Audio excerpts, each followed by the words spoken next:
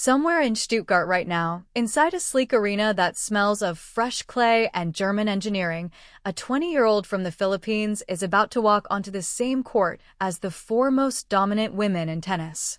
Her name is Eala, and 2 years ago she wasn't even ranked inside the top 140. So how did she get here, and what does her presence on this entry list tell us about the seismic shifts rippling through the women's game? Let me take you back to a moment that changed everything. It was late September 2022, and a 17-year-old Eala stood on the podium at the US Open, clutching the junior girls' singles trophy. She was the first Filipino ever to win a junior Grand Slam singles title. The applause was generous, but polite, the way it often is for junior champions who might or might not become anything. Most junior champions fade. The transition from junior tennis to the professional tour is one of the cruelest filters in all of sport. Thousands attempt it. A handful survive. Eala, trained at the Rafael Nadal Academy in Mallorca from the age of 13, understood this better than most. She had grown up watching former prodigies flame out, watched their names disappear from draws the way chalk lines vanish in rain. But she refused to disappear. By the start of 2025, Eala was ranked 143 in the world. That number is a kind of purgatory in women's tennis. You are too good for the lower circuits, but invisible to the big tournaments. You travel alone or with a skeleton crew, playing qualifiers in cities whose names blur together after a while. And then something happened. Eala went on a tear through the back half of 2025 and into 2026 that defied every statistical model and every lazy narrative about where players from tennis-poor nations are supposed to end up. By March 16, 2026, she reached a career-high ranking of world number 29. From 143 to 29 in roughly 14 months. If you had proposed that trajectory to any tennis analyst at the start of 2025, they would have smiled politely and changed the subject. Now rewind just a few weeks from today. Eala was originally slated to compete in the qualifying draw of the 2026 Porsche Tennis Grand Prix, the prestigious WTA 500 event in Stuttgart that runs from April 13th to 19th on indoor clay. Qualifiers are unglamorous. You play before the cameras turn on, before the crowd arrives, before the sponsors care. But then came news that Qinwen Zheng, the Olympic gold medalist and former top 5 player, had withdrawn due to injury. The dominoes fell and Eala was bumped directly into the main draw. Just like that, she went from knocking on the door to being invited inside. And the room she has been invited into is absolutely stacked. Let's talk about who is waiting in there. Aryna Sabalenka arrives in Stuttgart as the world number 1, a position she has now held for 85 cumulative weeks. Her 2026 season reads like something a publicist would fabricate if they thought they could get away with it. 23 wins against a single loss. 3 titles already, including the prestigious WTA 1000 events at Indian Wells and Miami, plus a WTA 500 in Brisbane. She won 20 consecutive Grand Slam tiebreaks, breaking a record previously held by Novak Djokovic. That statistic alone tells you everything about her mental constitution. Tiebreaks are the purest distillation of pressure in tennis. Every point carries the weight of an entire set. To win 20 straight means you are not just physically superior but psychologically immovable in the moments when most players fracture. Sabalenka's game on indoor clay is particularly lethal. The surface at Stuttgart is fast for clay, which rewards aggressive ball striking and flattens out the kind of heavy topspin that slower outdoor clay encourages. Sabalenka's serve, which routinely registers above 115 miles per hour, becomes an outright weapon in these conditions. Her ground strokes, already among the heaviest on tour, arrive even faster when the ball skids through the court rather than kicking up. She was the finalist here in 2025, losing to Jelena Ostapenko in a match that felt like an anomaly, like one of those rare days when the chaos of an opponent's game overwhelms even the most structured power. She will be hungry to correct that. And then there is Elena Rybakina, the world number 2, who walks into Stuttgart carrying the aura of her second Grand Slam title. She won the 2026 Australian Open in January, defeating Sabalenka in a gripping 3-set final, 6-4, 4-6, 6-4. That match was a masterclass in composure under fire. Rybakina's serve is arguably the best in women's tennis, a smooth, almost effortless motion that generates pace and placement in equal measure.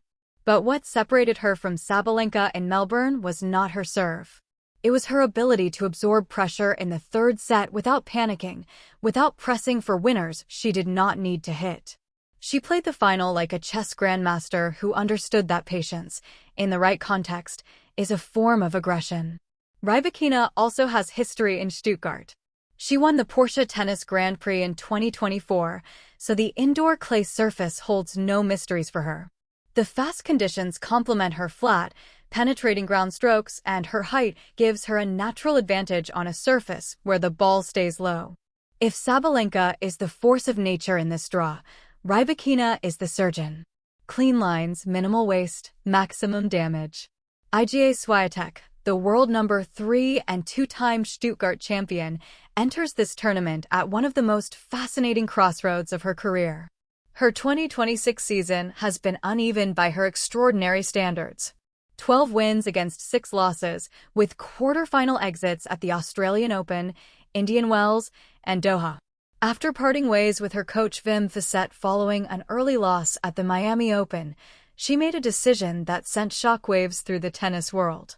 She hired Francisco Roig, the longtime coach of Rafael Nadal, and flew to the Rafa Nadal Academy in Mallorca to train directly with the 14-time French Open champion as the clay season began. Think about what that means. Swiatek, whose entire identity as a player has been built on red dirt, is essentially going back to school at the feet of the greatest clay court player who ever lived. Nadal is not officially coaching her, but his influence permeates every session.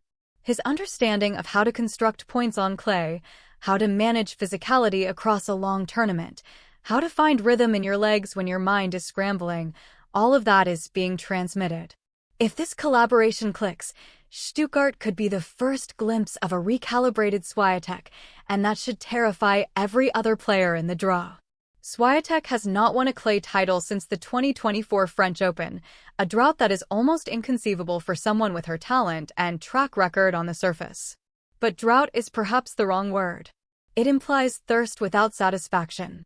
Swiatek has been more like a player searching for something she lost, turning over rocks, examining her own game with the critical eye of someone who knows she is capable of more. Stuttgart could be the place where she finds it again. Coco Gauff, the world number 4, completes the quartet of superstars headlining this draw. The reigning French Open champion, who defeated Sabalenka in a thrilling 3-set final at Roland Garros last June, arrives with questions of her own. Her 2026 season has been solid but not spectacular.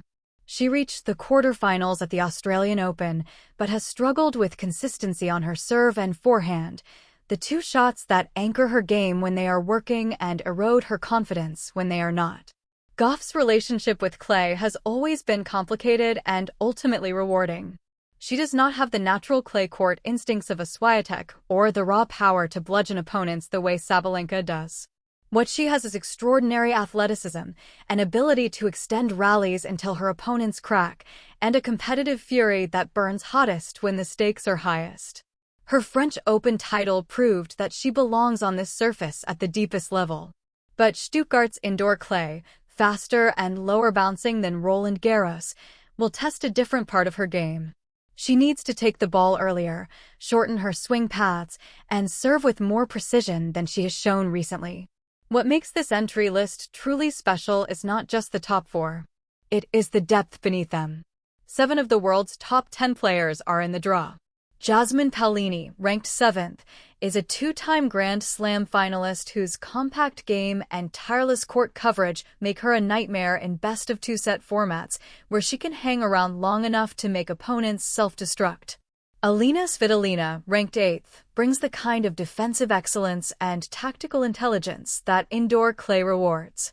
And Mirra Andreeva, still only 17 years old and ranked 10th in the world, represents the next wave crashing against the established order. Andreeva won the Adelaide International to open her 2026 season and has a poise far beyond her years. Her ceiling is genuinely frightening. Then there is the defending champion Jelena Ostapenko, who dismantled Sabalenka 6-4, 6-1 in last year's final with a display of fearless hitting that left the Porsche arena stunned. Ostapenko's game is built on calculated recklessness. She swings for the lines on every shot, accepting that she will miss some in exchange for the psychological damage inflicted when she does not. Against Sabalenka, a player who is accustomed to being the most aggressive person on court, Ostapenko outpunched the puncher. Can she do it again? Her clay form over the past year has been inconsistent.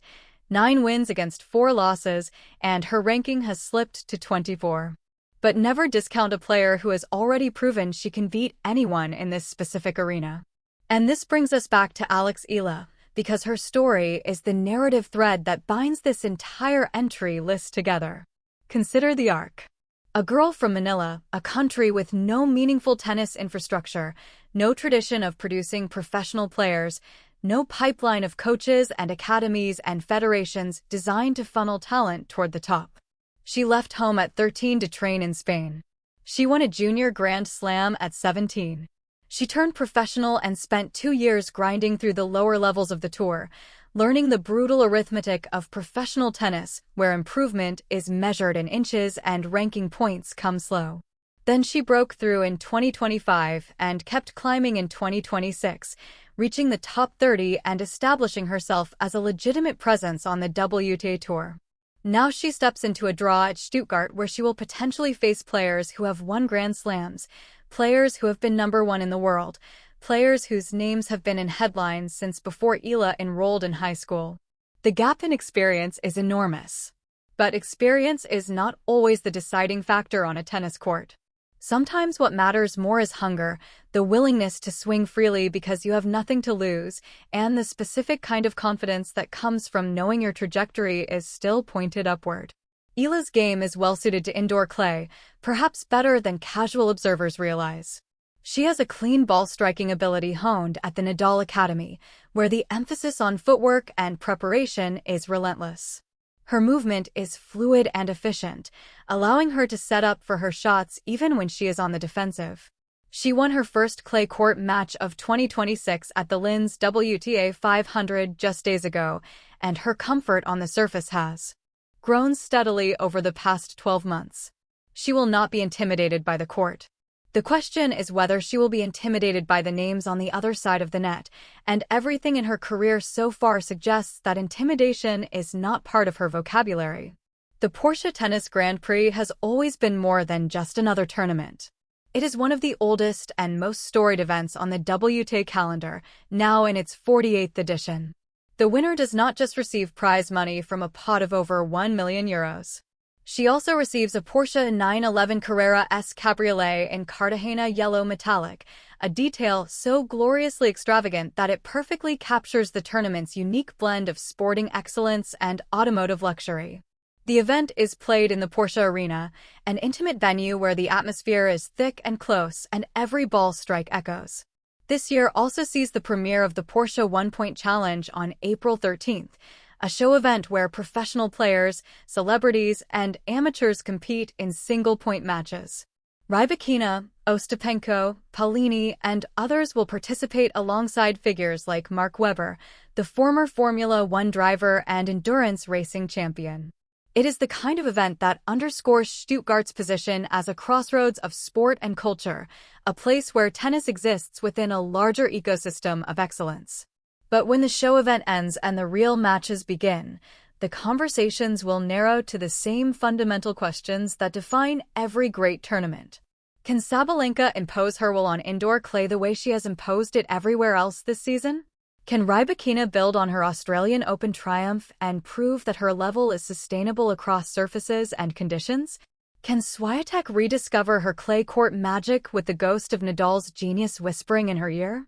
Can Gauff back up her French Open title with strong results on different clay? Can Ostapenko defend her title against a field that is deeper and more dangerous than last year? And somewhere beneath all of those questions, quieter but no less compelling, is the question of Eala.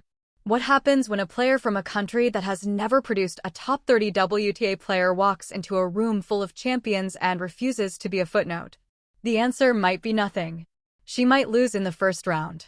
The gulf between ranking 46 and the top 4 is real, and indoor clay can be unforgiving for players who are still calibrating their games. But the answer might also be something extraordinary. Because Eala has spent her entire career defying the statistics that were supposed to define her limits. She was not supposed to win a junior Grand Slam. She was not supposed to climb from 143 to the top 30. She was not supposed to be in this main draw at all, only entering because of a late withdrawal. And yet here she is. The 2026 Porsche Tennis Grand Prix is shaping up to be one of the richest draws in the tournament's history. For of the world's best players at the absolute peak of their powers, flanked by a supporting cast of Grand Slam champions, rising stars, and dark horses, the indoor clay will strip away any illusions. There is nowhere to hide on the surface, no margin for tentative play, no reward for waiting. You have to commit to your shots, trust your legs, and accept that the player across the net is doing the same. From April 13th to 19th, the Porsche Arena will witness something remarkable. Not just tennis, but a convergence of stories. The dominant champion trying to maintain her stranglehold on the sport. The resurgent Kazakh who proved in Melbourne that she belongs at the very top.